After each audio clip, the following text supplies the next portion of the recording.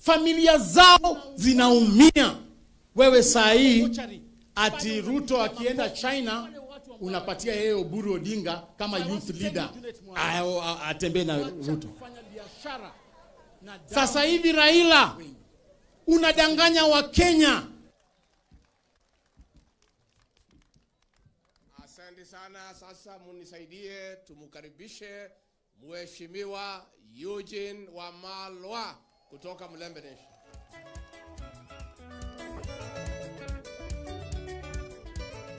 Asante DJ sababu ya saa. Asante DJ sababu ya saa. Asante DJ sababu ya saa.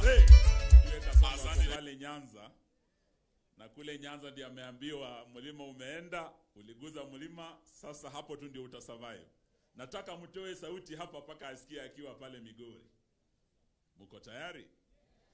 Nataka wamama peke yao. Harambee! Wazee sasa tusikie sauti, mugurume paka Zakayo asikie. Harambee!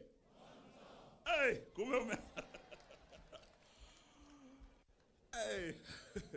Ngaino mwega na hinda shode Mulembe muri moyo musangalile. Kwanza niwaletee salamu kutoka Western Kenya. Mmezipokea? Tumetoka huko asubuhi ya leo, tumekuwa huko jana, sababu kuna kesi kubwa sana. Kuna jamaa anaitwa Arab Mashamba anataka kunyang'anya wa Kenya mashamba kila pahali. Tumeona huko Umasaini watu wanalia. Tumeona huko Ndabibi na Ivasha watu wanalia.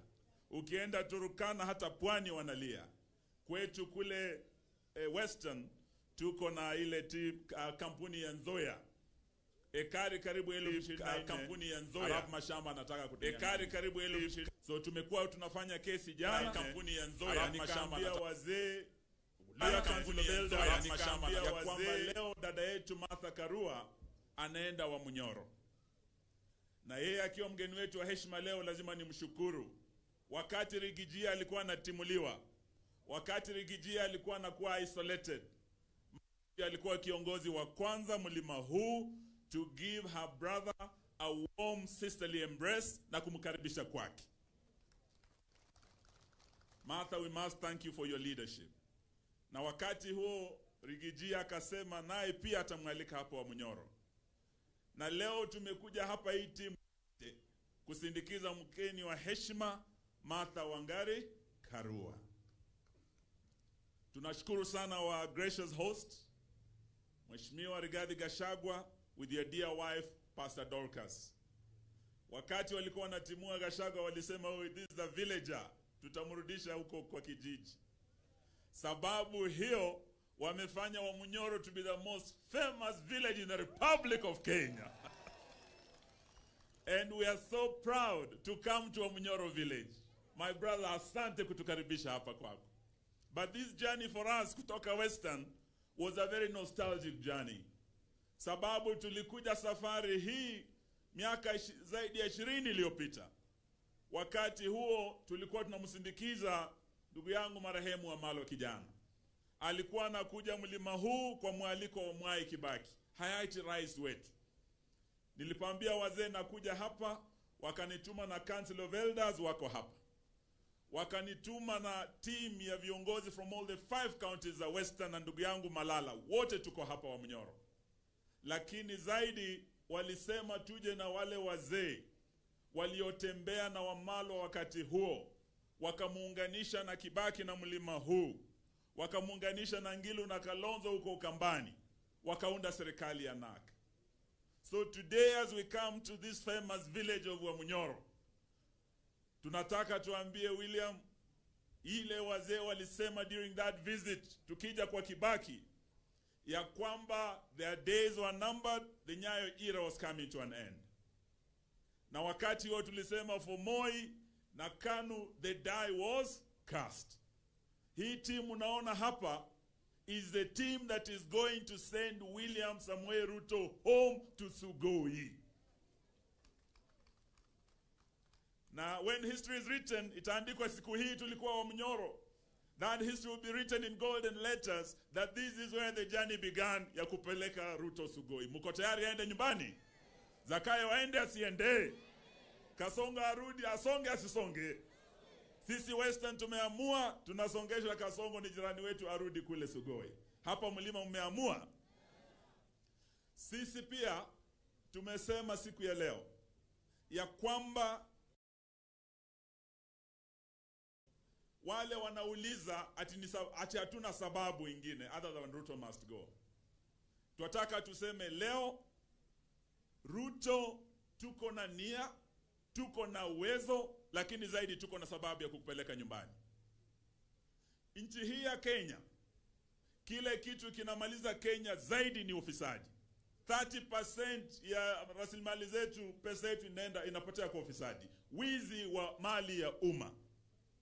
Rais wetu ameorodheshwa kuwa the most corrupt president on the African continent. Kama yeye ni number 1 Afrika, dunia amekuwa recorded kuwa the second most corrupt president after Assad wa Syria. Syria imemtimua their corrupt president Assad. Ameenda wapi? Nyumbani. Meaning rais wenu sasa ndio nambari 1 mfisadi rais dunia nzima. So for us to end corruption and looting of our resources, Ruto must. Tuna sababu hatuna sababu? Leo tumesikia wale wamekuwa naye Rigiji wakati amekuja Kitale kuzika rafiki yake. Alikuwa kwa provincial administration. Nilimuuliza, bwana Rigiji, tumesikia kuna mtu anaitwa nani? Anaitwa nani? Huyu mtu Adani mmetuletea, alifukuzwa India, akafukuzwa Sri Lanka, akafukuzwa Bangladesh na hata Australia. Rigiji hakunijibu. Baadaye nilipomuuliza akaniambia hiyo kitu ilikuwa ni ya mdosi. Mnajua mdosi yake alikuwa nani? Si ni Kasongo. Leo Linturi, mambo ya impeachment. Sisi wana DAP ndio tulileta na bwana Wamboka ile motion ya impeachment ya bwana Linturi. Sababu sisi ni wakulima huko Kitale. Hatukutaka fake fertilizer. Leo Linturi amesema tukiwa wa Munyoro hapa, si ametoboa ya kwamba mwenye mbolea ni nani? Mwenye mbolea gushi ni nani? Tuna sababu hatuna sababu? Vijana wametekwa nyara, Gen Z wamewawa. Leo Attorney General ambaye kijana yake alitekwa nyara akawawa. Mumesikia JB Muturi na amesema simu moja kutoka kwa Ruto kijana yake akaokolewa. Vijana wengi wenu hapa Nairobi kila pahali waliwao. Mwenye abductions basi ni nani? Tuna sababu ya kumtoa hatuna sababu? So leo tuwaambia tuna sababu, tuna nia na tuna uwezo. And this is the team that will send him home.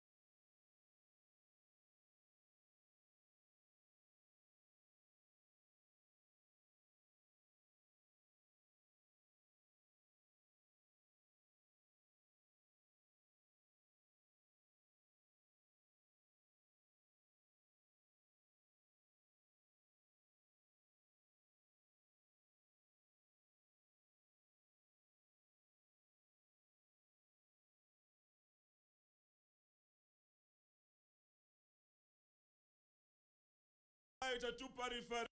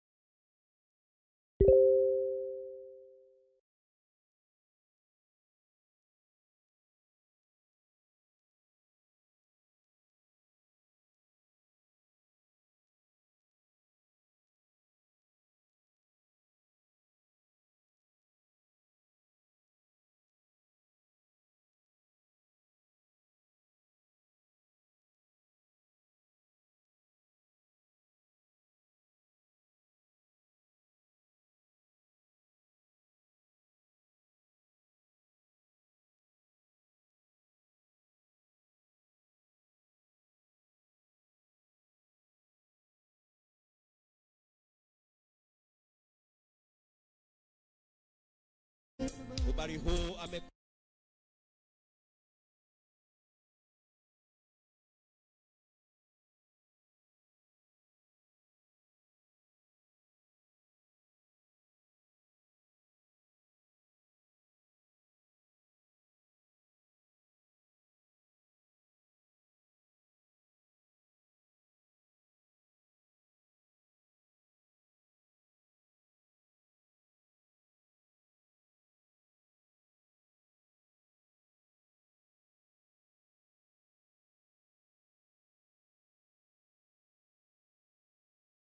to assure the team outside Mlima Kenya that Meru is intact, Meru is in support of one Mlima, na hata hapa tuko na deputy governor wetu ambaye alikuwa kwa Taita Asintoshio, mjue tuko pamoja. So the message stays. Na musiwe na wasiwasi. Wale watu walisaliti jamii, wale viongozi tulio nao Meru, we have enough leaders to take over those seats, and these guys are gentlemen here. Tuko na Timothy hapa anataka kuwa senator, tuko na mbunge kule Rendekiri anatoka, tuko na bwana Karethi kule kwa Mutunga, wengi wako hapa. Let us not waste time, but please appreciate that we Karo ako hapa. Unaona mama hapa mkali sana anapambana na yule mtu anaitwa Raimu. Kwa hivyo wale wote wameogopa kuja hapa ama kuungana nasi, msifikirie ati Wameru hawako. Wameru tuko Mumeona hivyo?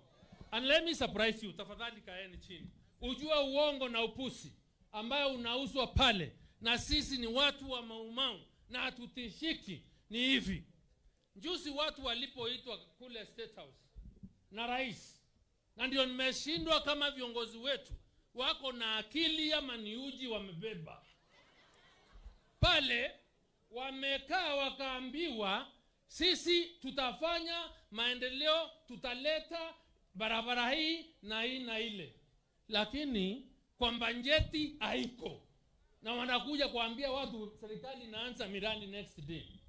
Wanaambiwa sasa usalama utandumishwa na tutamaliza mambo ya wizi wa ng'ombe, mambo ya mauaji kwa watu kule kutoka Egembe North, Tigania East, West mpaka Bori.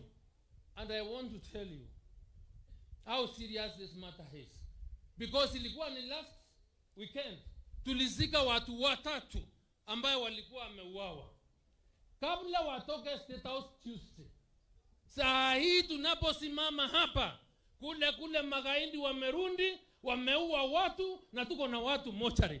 Na yeye tunaambiwa tuko na serikali inatunza sisi na wabunge na MCA wote wanaenda kupiga makofi. So time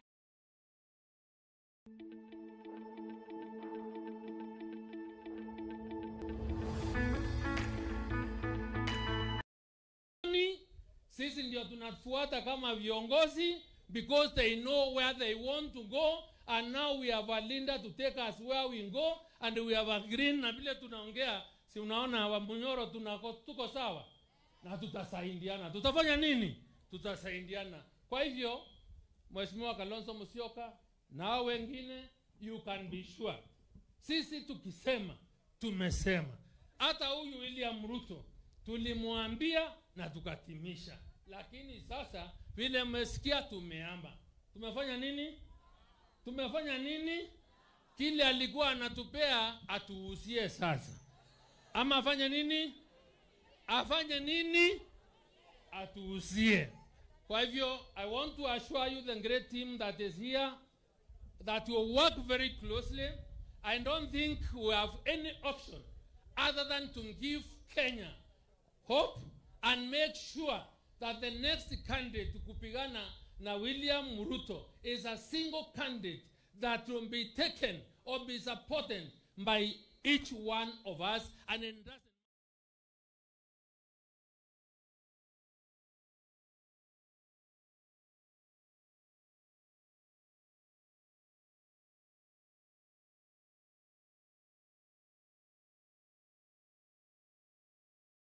round mzuri, hapa katuambia, listen you people, this is called public service. You've come here to provide a service. Mimi sina madola hiyo mnalipo hapo kuwalipa, na kama mnataka kulipwa madola, let me be very honest with you, mwene mtafute kazi zingine, because me I can't afford that. Na sitaki kurudi kwa sala Seremu SRC kumwambia aongeze mshahara, kwa sababu akiwaongezea wajumbe watataka kuongezewa na kila mtu atataka kuongezewa. So sit down, let us serve our country with commitment. Alaba kutuambia kitu moja. Finally, before you leave, let me tell you one thing. Kuna watu ambao walipigania uhuru wa nchi hii. Some of them are not alive. Their bones are in the graves of this country somewhere. Hawa watu nani anawalipa madola? Na wao ndio walitufanya sisi tukapata uhuru. So from there we were challenged that, you know, for our country to move forward, wananchi lazima tujitolee sisi wote. We are going to make some of us is to either defer ambitions or find a way of working with each other. It is worth it, and we will do it so that we move our country forward. Na nyinyi wenyewe pia, tafadhali wananchi, tukianza kuzungumza vile tunazungumza, mzingiwe na hizi porocho za huku kuambia huyu ameenda hivi, huyu anafanya hivi namna hii. Tuko tayari. Kazi ya kuongoza nchi na kazi ya kuendesha nchi sio kazi ngumu. Watu wengine walikuwa wananiuliza eti wewe tunataka urudi kwa public life. Are you serious? Nikasema there's no time in my life I've never been serious. Because wakati nilikuwa Minister for Education, mimi kazi sio shida kwangu, na kwanza kazi ikitajwa mimi nachangamka sana. Nilikuwa nafungua container ya mtihani saa 9 usiku. Napiga shule 15 hapa, naanzia Mudwaini kule, kisha ukati Mungandu Girls, naenda kumalizia Bandele ya Nyeri huko juu. And I was all over the place. The following day I would be in Kambiamoto, opening containers at 3 a.m. in the morning, kupigana na wakora wa kusumbua watoto wetu kwa shule. Sasa mimi niko tayari kupigana na watu kama hao, ndio kazi yangu. Mimi niko tayari. Na hiyo kazi, nyinyi wananchi ndio mnatoa hiyo kazi. Nyinyi ndio mko na kadi ya kura, nyinyi ndio mko na kipande, nyinyi ndio mtaamuka asubuhi, muamue ni nani mnapea hiyo kazi. Sisi wakati ukifika, ninawaahidi mkitupea hiyo kazi, mtaona vile nchi itaenda. Because we need to clean our country, we need to restore the faith of government so that people can trust the government again. That serikali ikikwambia kitu, kiongozi wa serikali akikwambia kitu, you can go to sleep and trust what they are telling you. Sio eti mnaambiwa hii tunacheza na wananchi vile tunacheza hivi. Ya mwisho, wananchi nataka kuomba hivi. Na mimi namshukuru Deputy President Rigathi Gachagua na Mama Dorcas kwa kutualika. This is very important to me. Wananchi, when there is a problem in a country like we have now, challenges of various kinds, you will be tempted very easily. Kwanza sasa, you know, with the frustrations we have, disappointments, unfulfilled promises, hata viongozi wengine wanaweza kuanza sasa kutukawanya sisi wenyewe. Tuanze kupigana. Hii maneno mnasikia tunaambiwa 41 verses I don't know what. Hiyo yote ni style ya kufanya sisi tuanze kupigana. Tusahau shida zetu, badala ya kutumia wakati wetu kutafuta suluhisho kwa hayo maneno yote, tuanze sasa kupigana sisi wenyewe. Watu wanapiga nduru hapa Nyeri wako na shida. Kule Nyamira wako na shida. Kule Taita Taveta wako na shida. Kule Kakamega wako na shida. Sasa ukabila unatusaidia nini? Sisi sote tuko na shida. Basi tunatafuta namna ya kutafuta ya kuishuta so that our country can be managed kufanya hiyo kazi. Kwa hivyo nawaomba wananchi, msipoteze imani. Don't lose hope in our country. What we are going through is a momentary situation. And let us not be tempted to turn against each other. Mungu atatubariki. We have had some challenges before, but we always rise again. This country is built on resilience. Wakenya ni watu wa kufanya bidii. Wakenya ni watu wanajua vile tunataka kwenda mbele. Don't lose hope. Tukae pamoja, tushikane. Na hawa ndugu zetu hapa na dada, tushikane pamoja. Mungu atatusaidia, tutavuka hiyo daraja. Na tukivuka hiyo daraja tutaenda mbele. We will fix our challenges. Hizi zote tutatengeneza. So that we fix our education system properly, so that watu wawe na imani kwa elimu yetu. We fix our systems, hata kama ni mambo ya afya, we will find solutions to our challenges together. So that huu muda kidogo tuko na shida hapa na pale, let us not turn against each other. Hii vile tunaambiwa hii maneno ni kabila hii, ni hawa ndio wanataka kuleta shida, ni kabila hii inataka kuleta shida. Hakuna kabila inataka kuleta shida dunia hii. Makabila ni mawili. Wale sisi ambao tunataka maendeleo kwenda mbele, na kabila ingine ya wale ambao hawataki maendeleo wanatusumbua.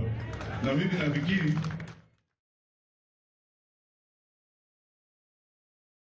wote tuko kwa kabila moja ile ambayo inataka tuendelee mbele vizuri. Ama namna gani? Mungu na wabariki wananchi and God bless you.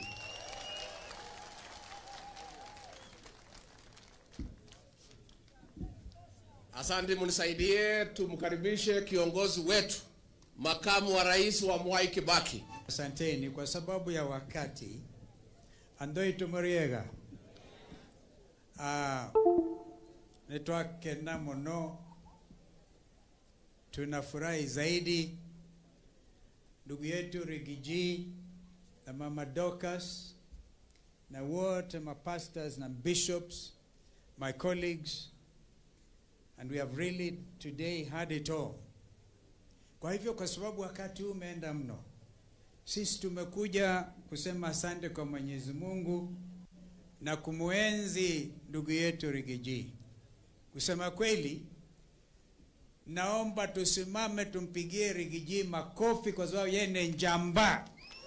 Hata yale ameongea hapa imeonyesha kwamba yeye nadhani mahali Ruto hapo anajuta,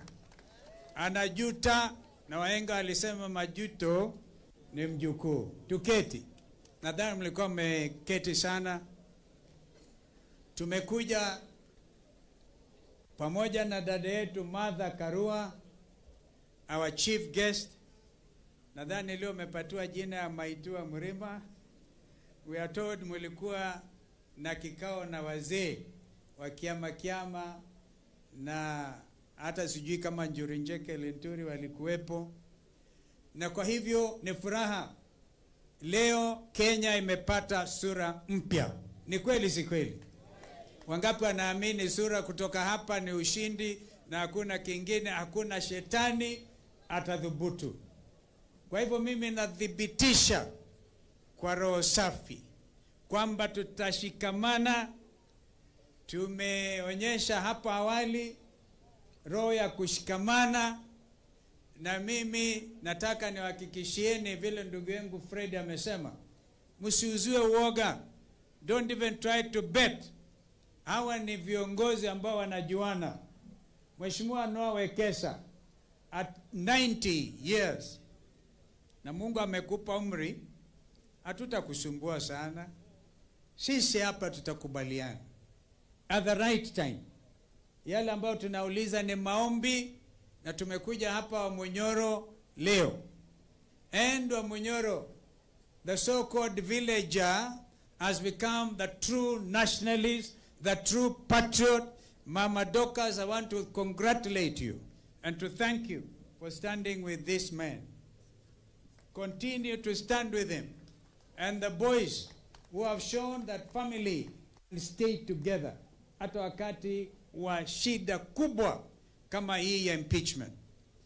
Yangu ni mawili nikamilishe, ndio mgeni wa heshima achukue usukani. Kesho tutatoa taarifa kusema kama yale yamezungumzwa na Oburu Odinga akiwa kule Migori, kwamba wao wameshikamana kama serikali, wao ni part of blood based. Yaani hii ni muungano umeletwa pamoja na umwagikaji wa damu ya Wakenya, ya watoto wetu, watoto Gen Z. Kwanza, ikiwa hiyo ni hivyo, basi wae wakao upande huo na waachane na sisi tushikamane. Hata nilisahau kuwaleteeni salamu za ndugu yetu Uhuru Muigai Kenyatta. Mimi nilikuwa na yeye jana asubuhi. Wangapi anakubali hizo salamu ya Uhuru Kenyatta? Tumeona kijana mwingine anaitwa Faruk Kibet. We call out Faruk Kibet. We are calling you out. Tunataka ujaribu ulete huu mjadala kusema Uhuru Kenyatta atanyimwa haki yake ya kikatiba. Bring it on. And we want you to know, ndugu Rigiji, na mimi nakuenzi na kushukuru kwa msimamo dhabiti, kuonyesha you have a big heart, a forgiving heart, na huo msimamo wa watu wetu kushikamana kama kitu kimoja. Kwa hivyo wamjaribu kuleta, kumshika Uhuru Kenyatta na kuleta dhuluma, because he was the 4th president of the Republic of Kenya. Hakuwa president wa Kibet Faruk. He was a president of the Republic. Mutaona ghadhabu ya nchi nzima. Ya mwisho, muliona tulipigwa picha sisi hapa, na leo picha imeongezeka kumuona ndugu yangu Maina Kamanda, ndugu yangu Kipruto Arap Kirwa, dada yangu Sicily. You are the ones who are not with us that time. Na wengine, who also was not there? I think the rest of us were there. Malala, you missed out, but I really admire your courage. I didn't know you have such a creative mind. Jamaa amejua Malala ni nini. Tunataka vijana wajue hiyo picha isiwasumbue. We are open. Sasa tumefungua mlango. Mtastaajabu wa Kenya wengi hawataki kukaa kwa upande wa Kasongo. Wote wanasema RMG. Ati nini hiyo? Maana yake ni Ruto must. Sema RMG. Arambe. Arambe. Hata nilisema Arambe zamani sana. I like this. Sasa hiyo, and when we say it, it's the freedom of worship, the freedom of association. In the few, vijana watakuwa kusherehekea mwaka moja tangu ya kuchinjwa kama kuku na serikali ambao ilikuwa iwasaidie. We are going to announce a way forward, but we are going to incorporate the youth as well. And I'm sure my brother Rigiji agrees that we are going to do that, so that the future, because we want to bequeath nchi hii kwa vijana majensi. Mungu abariki sana. Asanteni kwa kutukaribisha. Nitoa kena mono kabisa. Na mkitaka tuwakaribisheni Seikuru, ama huko Seikuru huko pande. Ni mbali sana kutoka hapa. Pima upite kwa Lenturi, upite mpaka huko kwa Tharaka. Nimeona wa Tharaka hapa. Kuna Tharaka? Tunasalimiana mugeni. Daraka Kambugi mugeni. Na Twana. Na Tunge bai. Asante. Thank you, Excellency. Sasa tunamngojea mgeni wetu wa heshima, Martha Karua. Gatha ito yake anyitithanie rurire ndakada kanyitithanie. Sasa majenzi mpo? Majenzi mpo? Sasa nataka nipatie jenzi moja heshima ya kutualikia mgeni wa heshima Martha Karua, because hawa jenzi ndio dawa ya Kasongo. Hao majenzi ndio watatusaidia, na tunataka kuambia waandikishe vitambulisho, wachukue kura, ndio watu watatusaidia kutengeneza serikali mpya ambaye inajali maslahi. Tuko na huyu kijana anaitwa Babu. Come and welcome Martha Karua atufungie mkutano. Karibu jenzi.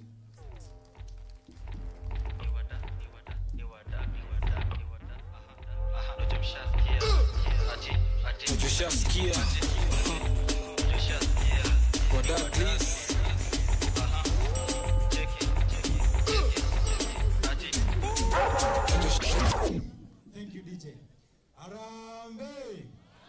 Harambee! Nikisema one term unasema unstoppable. Harambee!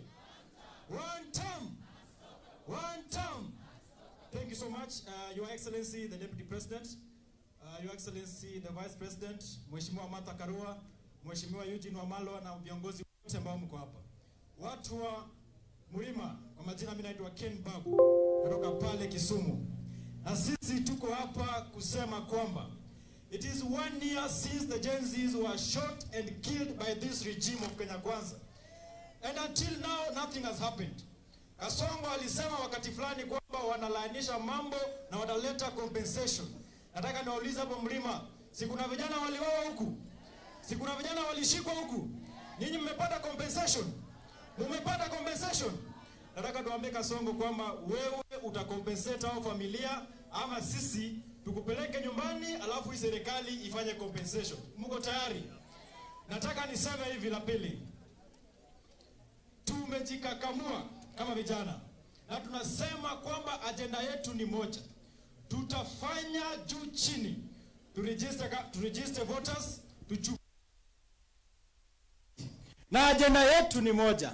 Sisi hatuna shida na mtu yoyote, hatuna shida na wabunge, tuko na shida na jamaa mmoja. Manake wale wabunge wanakuwa influenced na Kasongo, si ndio?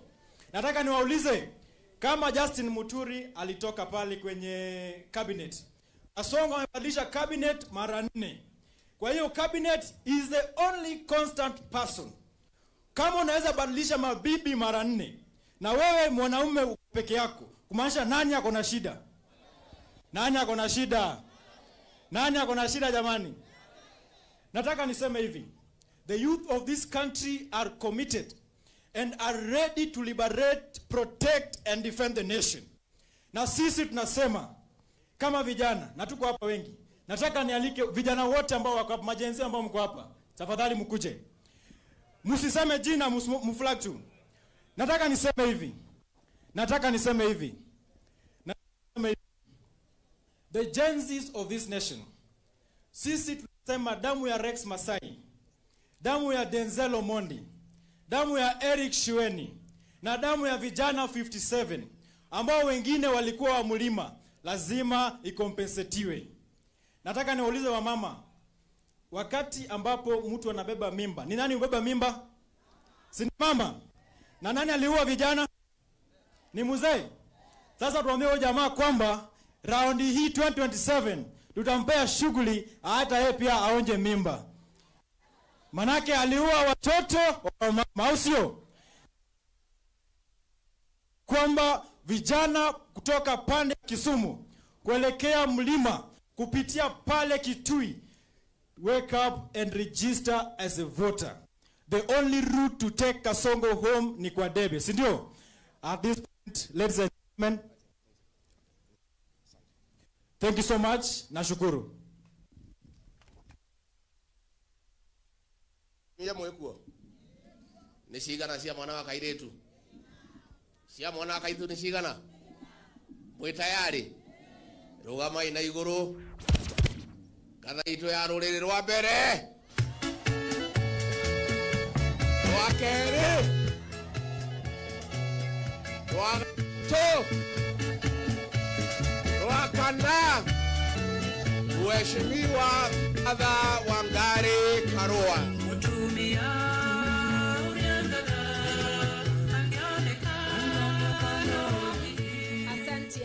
Asanti. Murege inyothe. Hamjamboni. Your Excellency, the Second Deputy President of the Republic of Kenya, Rigathi Gachagua, Mama Dorcas Gachagua. Allow me, marafiki zangu nyote, nisiwataje kwa vile masaa yameyoyoma. Excellencies, distinguished guests, and distinguished citizens. Tuko hapa leo nikifuatilia ile ziara ya ndugu yangu Rigathi Gachagua kunitembelea kule kwetu Kadhande, Kemunye Village. Na iko musemo ya kwamba urafiki ni kufuatilia, dogo ni makinya. Kwa hivyo leo nimeingia hapa Wamunyoro ndivyo tuendelee kujenga umoja wetu. Lakini nimefika nikiwa na ndugu zangu kutoka Kenya mzima. Na ndivyo hii urafiki tunajenga isiwe ni yetu peke yetu, ni yetu na watu wa Kenya. Wakati tulikuwa kule kwetu, tukasema sisi ni viongozi wa kitaifa na tunatafuta uhusiano na watu ya Kenya yote. Leo hii ni dalili. Hatujamaliza. Mulango uko wazi, watu wataendelea kuingia mpaka Kenya yote ijae.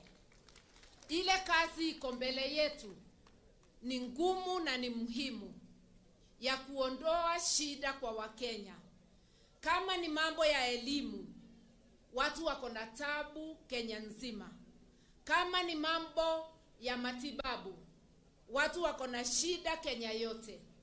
Kama ni shida ya security, mara unasikia watu wameuawa, mifugo ikichukuliwa, inafanyika Meru, inafanyika kule Rift Valley, inafanyika kila mahali. Mambo ya watu kuuawa ovyo. Hata mjumbe ameuawa juzi, tuwawapa pole watu wake.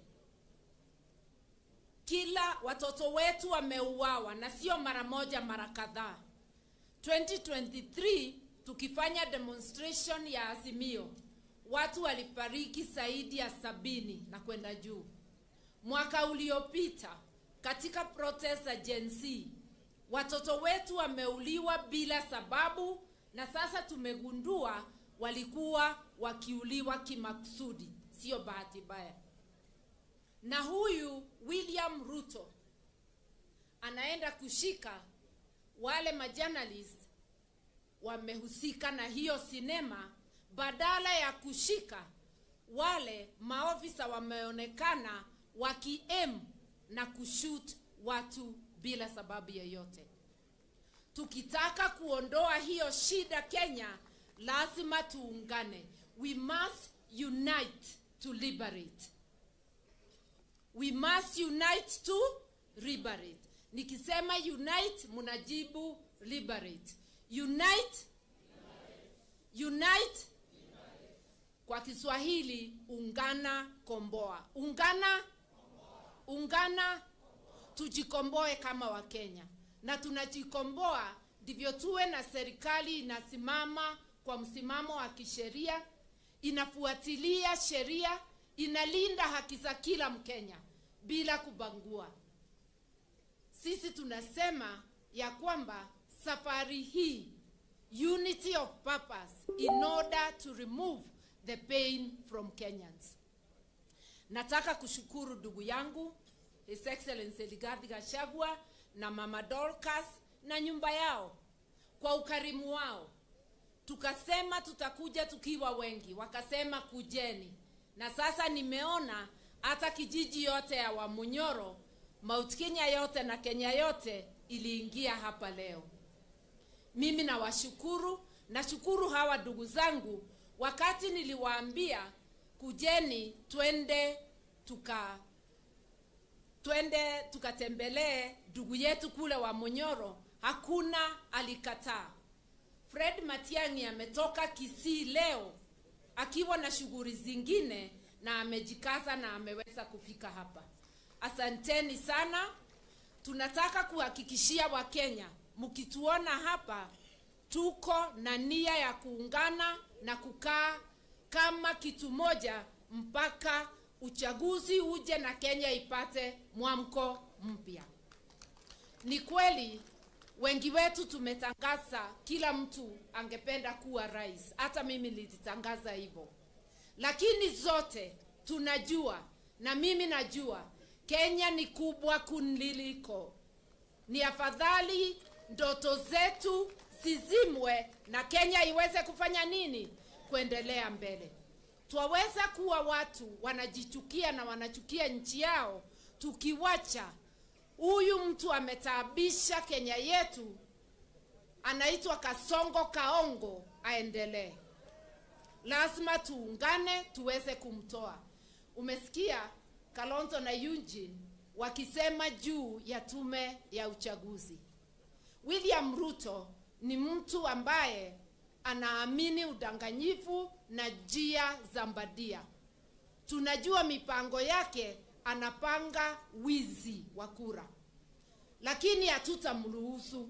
Tukiungana kama Wakenya, kura ziwe kama mafuriko, atajaribu lakini hatafanya nini? Mko tayari Wakenya?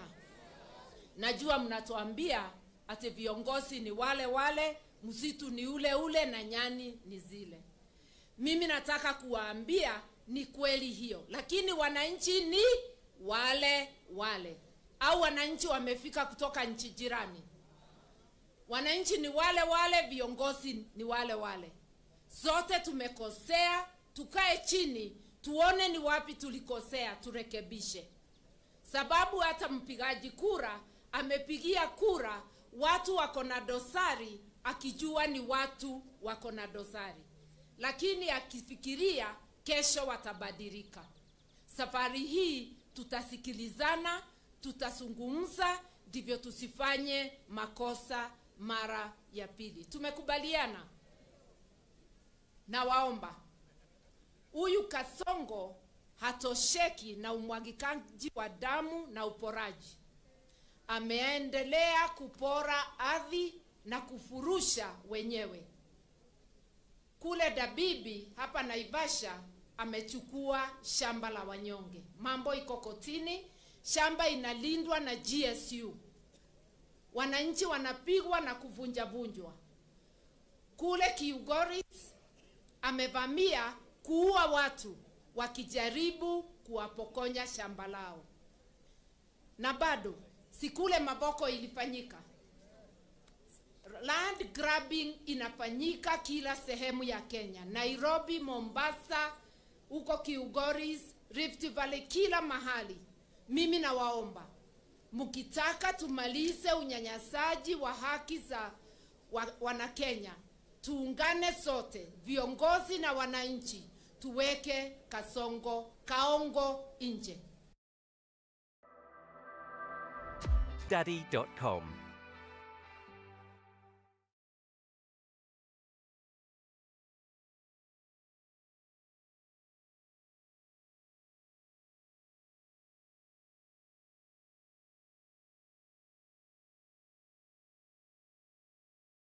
Nikiangalia pande hii naona aspirants wa chama ya PLP wengine wamesimama. Simameni tu mfunge mikono. Pande hii iko wengine, iko wengi, lakini leo tulizima. Najua mko hapa, hatukuweza kuwaonyesha, lakini tutakuwa na mpango tukiwa na mkutano mwingine.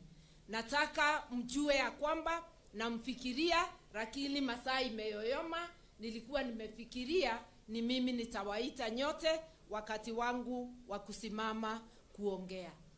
Watu wa Kirinyaga pia sikuwaita mjionyeshe hapa. wazee wa Kikuyu Council of Elders ambao walinisindikisha wakaja kuungana na wazee wa Kiama. Hao wote tunawaona, tunawasalute kwa sababu ya kuja kushikamana, na ndivyo tuweze kuwa na hii sherehe.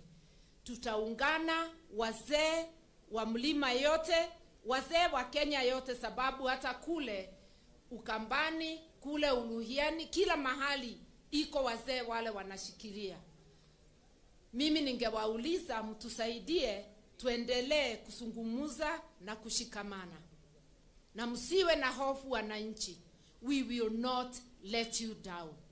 Na hii unity sio ya kutuma William Ruto Sugoi akafuge kuku zake na ng'ombe zake.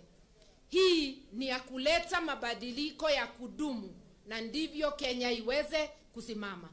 Kwanza tupunguze gharama ya mtu unajua hapa, ujue mlango uko wazi. Kila mmoja amefunguliwa.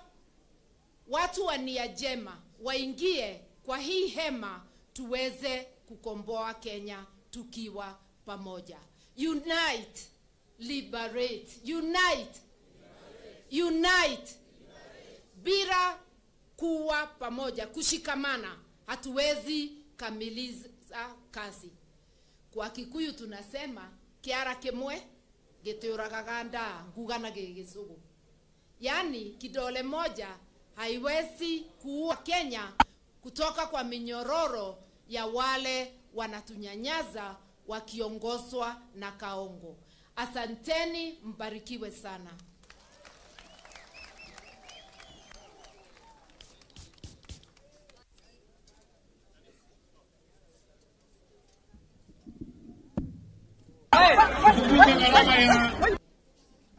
Kwanza tupunguze gharama ya Haya, tunataka tupate wimbo wa taifa ili tumalize.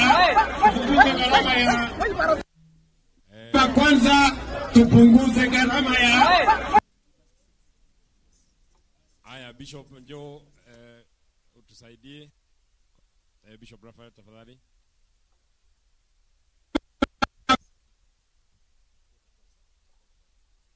Ebuni tuombe.